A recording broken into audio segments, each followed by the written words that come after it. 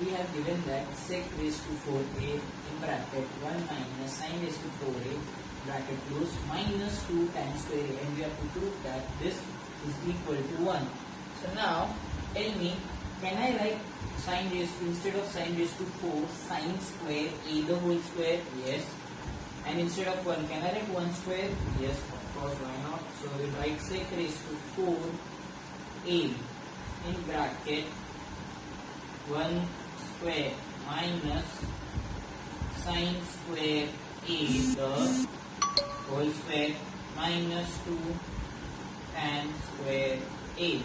Now tell me, is this in the form of a square minus b square? So what it would be? It will become a minus b bracket a plus b. So it would be sec raised to 4a bracket 1 minus sin square a into 1 plus sin square a minus 2 tan square a. Now tell me, what is 1 minus sin square a? 1 minus sin square is equals to cos square a. Yes. So this will become cos square a into, this will remain as it is, 1 plus sin square a minus 2 tan square a. Now for this sec raised to 4, can I write sec? How can I write sec? Can I write, instead of sec, 1 upon cos? So sec raised to 4 will become 1 upon cos raised to 4a. Now if you see here, there are cos raised to 4 and here it is cos raised to 2. So can I say this will get cancelled and here it will become a square. So can I say the remaining thing will be 1 upon cos square a in bracket 1 plus sin square a minus 2 tan square a. Yes. So now tell me, we can say that this term will be multiplied both of this term. So now tell me, what is 1 upon cos into 1? 1 upon cos into 1 will be nothing but 1 upon cos square a. The sign here is of plus, so we write plus. Now what is 1 into sin upon cos? So it would be sin square a upon cos square a plus minus 2 tan square a. So now tell me, what will be sin upon cos? Sin upon cos will be tan. So sin square upon cos square will be tan square. So it would become tan square a minus 2 tan square a. Now can I write 1 upon cos square as sec square a?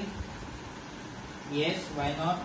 Now tell me, here it is plus 1 and here it is minus 2. So can I say, what will be plus tan square a minus 2 tan square a? It would be minus tan square a, because it is plus 1 minus 2, become plus minus minus, become the sign minus. 2 minus 1 is 1 and it will be sec square a. Now tell me, what is sec square a minus tan square a? We have studied that 1 plus tan square is equals to sec square. So if this tan comes over here, it will become sec square minus tan square. So we have sec square minus tan square. We'll substitute its value as 1. This, and we got 1. That was asked, so we found our answer. Yes, if you understood this, very good. Now I'll give you we'll just give you time to pause the video and then you can write it down. Okay. So this is our last sum of the practice 6.1 of max to trigonometry. So here what we have given tan theta upon sec theta minus 1, and we have to prove that this is equal to this. So we have to make this. So now what we will do, so we have seen in the sum number 6 and 8 that many times if we cannot bring something, we'll just multiply it in numerator and denominator. So see, we have tan theta. Yes. Now the more thing we need is sec theta plus 1. So what we will do, we will multiply here sec theta plus 1.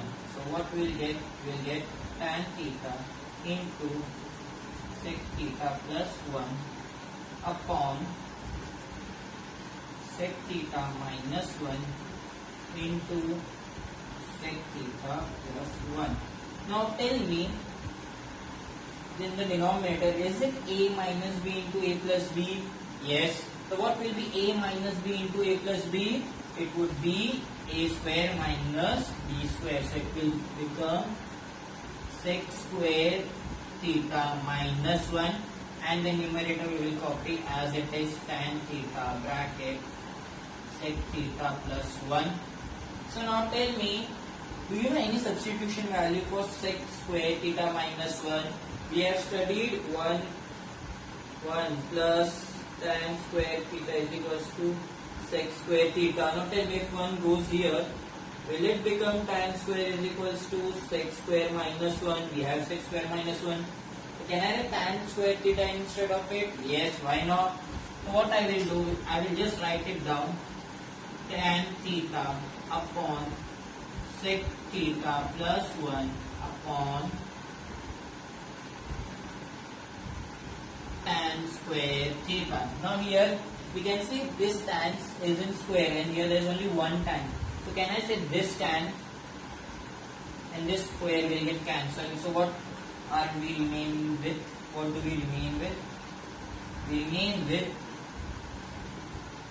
sec theta plus 1 upon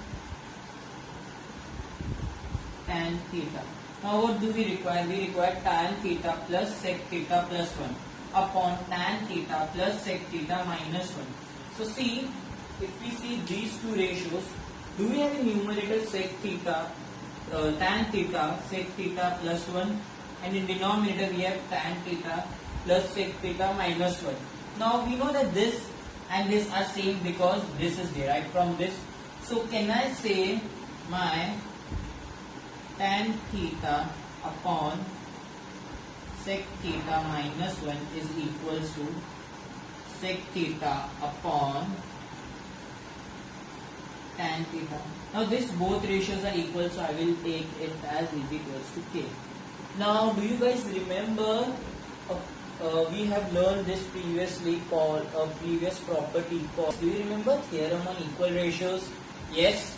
So what happens in that, we can just add both the ratios, means numerator to numerator and denominator to denominator, but then also the ratio remains same. So can I say my k will be equal to, I will just add this both, here it is also plus 1. So tan theta plus sec theta plus 1 upon, we'll just write this tan in first place. So tan theta plus sec theta minus 1.